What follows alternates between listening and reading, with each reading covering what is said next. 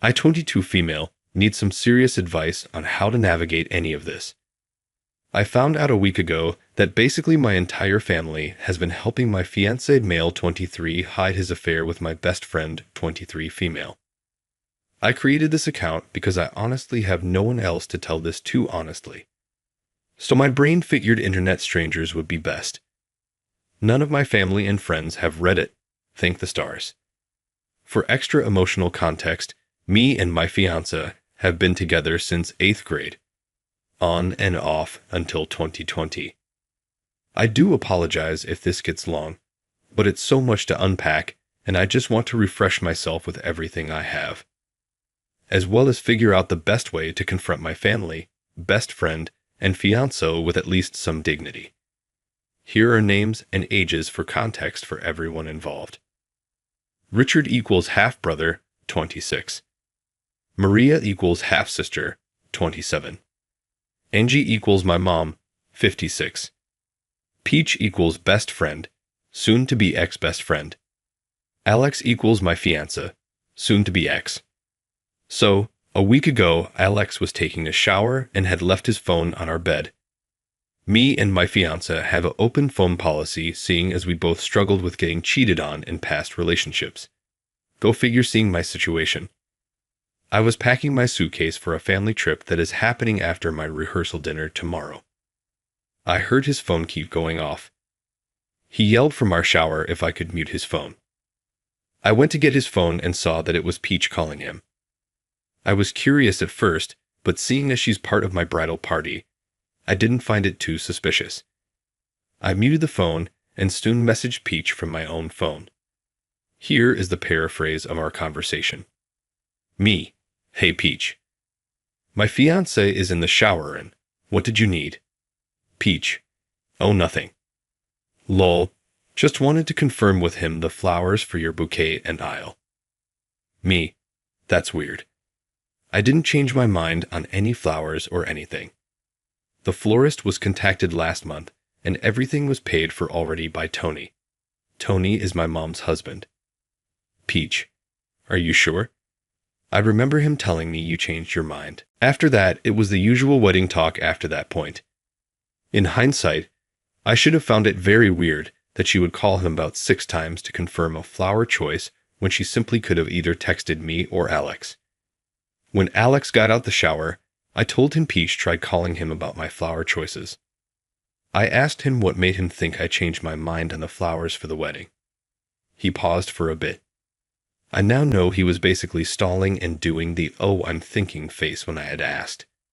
He then said that he thought I had mentioned it in passing during a dinner. I told him that I didn't recall that. He then just shrugged and grabbed his phone and went back in the bathroom. I hate to be one of those people, but for once, my gut actually sunk. I got this really paranoid feeling, and I couldn't shake it. I tried to convince myself that it was just my old cheating trauma trying to creep back. Yet, I just couldn't let this go. Me and Alex had dinner, and I pushed through all the way until it was time to go to bed. I pretended to fall asleep first. Me and Alex usually cuddle to fall asleep. When I knew he was in a deep enough sleep, I went to check his phone again. I checked his Instagram, Snapchat, and messages, and I couldn't find anything. I then went to his Facebook Messenger. He has Messenger to communicate with his family overseas. I only saw his main family, and most of the messages were about getting plane tickets to come to the wedding. We were supposed to get married in December with a winter wonderland-themed wedding. However, with my previous relationships, I checked his archives on Messenger. That's when the horrific truth came to light. There was a group chat with Peach, Alex, Richard, Angie, and Maria. The group chat was established a year ago, where basically Alex and Peach confessed to having an affair to my family. My mom did shame them at first. Yet, she later asked Alex did he truly loved Peach. Because you can't help who you love. Yeah, really great, Mom. That was super helpful. He said he was absolutely sure and that he also loved me too. TF. Then Maria and Richard offered that he, being Alex, bring up to me an open relationship. They both are in open relationships and married, and apparently is working for them in whatever la la land they live in. At this point, me and him were already engaged. Alex mentioned to them that it seemed too far deep to try to bring it up. Angie, my mom, even though at this point I hate to even call her that, said that they would cover for Alex and Peach until he felt strong enough to bring up an open relationship to me. As I was reading, all I could think was how in the actual could my family betray me like that? How could Peach betray me like that? We've been friends since kindergarten. We even grew up with Alex. How could she process in her mind my fiancé and say that she loves him too? All of this in this disgusting group chat. For Alex to have the nerve to say he loves me as well? For him to know firsthand what it's like to be betrayed like this? I honestly wanted to vomit. However, I was just taking screenshot after screenshot. The more I read down, I found out that Peach took my spot on our previous family trip. I got a really bad stomach bug a while ago that caused me not to go. I can't even begin to imagine what they did on the trip. And the fact my mother was okay with all of this, I think, is what hurts the most. The fact she's known for a whole year that my fiancé was cheating on me. That's taking the longest to sit and I feel. There is more in the group chat, but these were the major points. I've known for a whole week. It's been eating at me inside, and I want to explode and cuss them all out. I want to ruin their lives the way they ruined me. It all hurts so *king much, and I just really want advice on how to confront them. How do I even begin? What do I even say? The anger I feel is so intense that I feel like if I just let it all out, I would just look insane. Please Reddit, anything will help. I'm planning on confronting them tomorrow at our rehearsal dinner. Story 2. My wife passed away in a tragic accident. Then I found out she was cheating. 2 months ago, my wife of 10 years, I'm 35, she was 34, tragically passed away in a car accident, hit by a drunk driver in broad daylight. I cried non-stop for 3 days. We were planning on having kids, and I had started a good-paying job a year earlier, and we just purchased our first home just 2 months before her death. I just couldn't and still can't believe she is really gone from my life. It's like just yesterday, everything was heading in the right direction and would soon raise a family. She seemed happy in our marriage and stated how proud of me she was. The following week after the accident, I received her phone, which was locked. After a week, I found out how to unlock it by an obvious code I didn't think of earlier. I simply just wanted it to keep photos in her memory, photos of us, and so forth. But I saw some odd things in her photos. Included photos of her in someone else's house, a house which I had never seen before, taking provocative images. I continued scrolling down and seeing the most heart-wrenching thing I ever seen, which was her with another man. It was nothing sexual, but they were in a place that was obviously his. And just how close they were, I just knew that this was an affair. The guy whom my wife had an affair with showed up at her funeral. I felt like I got stabbed in the gut when I realized I seen him there. I began reading her texts, and first I found out that she was on her way back from his place. 3 hours before the accident, she texted him saying, "I'm on my way." I knew that meant he was the last one to see my wife. Not only see her, but having an intimate moment with her. Also, she would still be here right now if she wasn't seeing him. I feel like I'm going through a death of a loved one and a breakup at the same time. She did this behind my back and will never know that I found out. In a way, I feel she got to escape the heartbreak she put me through. Although I fully understand death is much worse, and even knowing everything I know, I would never ever wish this or any pain upon her. I found out not only through her texts, but her Facebook messages. Something that absolutely enrages me is that she told her closest friend that this guy from work wanted to take her out to dinner. Her friend encouraged her to go out with him. It enrages me because I knew her as well, and in person she was always very nice. But my wife was asking her to get confirmation. Had she said, "No, you are married, do not go out with him," I honestly feel like she wouldn't have done it. But her best friend was like, "Oh, is he hot? Oh, do it." Go have fun, it's just fucking enraging. This happened 6 months ago when she asked her friend about it. A few days later, she talked to her friend about how after dinner she went to his place and had X multiple times. When I read that, I honestly got physically sick.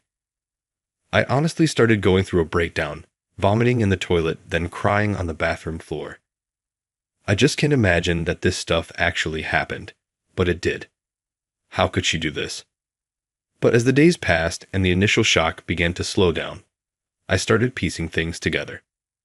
The funeral, I noticed something a little unusual, which was this best friend of hers talking to one of her coworkers. This was a friend from high school, and there was no reason she should have known any of her coworkers. But she was in fact talking to her coworker who she had the affair with. Then she came and talked to me, gave me a hug. The guy whom my wife was having an affair with came and shook my hand. Something about that just makes me feel sick. Like I was being humiliated in a moment of grief. There was him and her best friend who knew about her affair. I couldn't help but wonder, did her coworkers also know? It's been a month, and I feel no closer to breaking away from the heartbreak. I miss her. I want her to be alive. If she was, I would probably even want to fix our marriage. But she's not here anymore. I still couldn't bring myself to read all of her text messages with him. There is hundreds, and some are sexually explicit. My blood boils and my heart aches when I open their texts, and I get hit with anxiety and an adrenaline rush. Palms get sweaty and hands shake. But I feel it's important I knew everything. It just breaks my heart this guy did things with my wife she wouldn't do for me. The thing that blows my mind the most is that there were no warning signs at all. Not fucking one. Our marriage was good. She never did anything suspicious. Our ex-life went on as normal. Just zero warning signs about it other than the fact she started wearing a little more makeup than usual. Then I blame myself for not catching on. Maybe this all could have been prevented. Maybe I should have done this or that. I am broken and don't see myself ever being happy again. Edit. Thanks everyone for all the support. I honestly didn't expect so much response. Everyone who wished me well, thank you, and know that your kind words give me strength. I have got a response back from her friend, stating that she is deeply sorry for encouraging the behavior and not taking my feelings into account. She never wanted me hurt, and yada yada. Honestly, I don't feel any relief from her apologies. About the phone, I cannot bring myself to destroy all the truth. I feel like I must read through the entirety of my wife's texts with this man, or I will forever go crazy wondering what did and didn't occur, how often, and maybe get some answers on if they were lovers. Was it just lust/sex, or what did she plan on doing? Obviously, in this state of trauma, I cannot emotionally handle reading their conversations, but I decided to keep the phone, to read it all, and then toss it and move on. Also, for people telling me to piss on her grave, or saying this is karma, please drop it, and don't comment. I loved her for over a decade, and it's not going away like that. I still love this woman, even with the disgusting things she has done. She was still my wife, a daughter, and an aunt. She didn't deserve to get hit by some drunk driver and suffer with bleeding her brain that ultimately caused her death. Please go away. I do not need this, and I am not a sick-minded enough man to have those thoughts. Update. Hello all. I love everyone in this sub. You guys have shown me so much support regarding what I've been dealing with. I can't say anything has gotten better, especially during this epidemic where I'm stuck not working now. Just too much time. Anyway, people mentioned getting in touch with my wife's company's HR about her coworker whom she was having an affair with. He is single. I have done this and I asked about it, and they said there was no policy against coworkers getting romantically involved as long as it is off work. I kind of figured this was the case, as much as I want to get him fired and ruin his life. It was in fact consensual and their affair was off the clock, so I understand that there is nothing they can do. I didn't think there was. I sent a screenshot of the message of her friend encouraging her to her boyfriend on Facebook. He replied that he is sorry for what happened to me, but that she didn't think she would actually do it, that I shouldn't blame his GF for my wife's affair or death. So I guess it's dead end there as I'm talking to a doorknob who believes whatever his GF says. I got a ton of suggestions about posting her texts and messages to publicize what she did. I am not going to do this, and I really don't understand the point of doing it. She is gone and has no consequences left to suffer. No justice will be served. She is gone. I will only be making this more difficult for her family. Besides, it's not really anyone else's business, even if she was alive. So I decided to go through all her texts with him and her other friends. I was going to wait longer before looking, but I just couldn't sleep. I couldn't seem to move on from wondering how, where, why, and not having any answers. Her entire conversation with him was still there from their first and last texts. Little bit of good news is she expressed guilt, although not right away, about the affair, and after meeting him the second time for sex, she expressed guilt, and she told him that she can't continue seeing him. But of course it would continue. Their conversations would range from her being very close to him, sending heart-filled messages, to next thing totally ignoring him. But she would sometimes apologize for ignoring him, which obviously angered me. Bad news is she appears to have been much more sexually exploratory with him. She also smoked weed with him, which I never seen her do. I found he had anal sex with her, more than once. Yet it's something she never let me do. She also had him sleep in our bed on the night I went to visit my brother. Also, she gave him head while he drove to get lunch on their lunch break. She talked about it like it was funny. This isn't something I was ready for. I began shaking and puking. It gave me a severe anxiety attack, and I resorted to drinking last night, 'cause it was just too much. I feel like he took her from me, like he killed her because she would be alive if she didn't go to his place.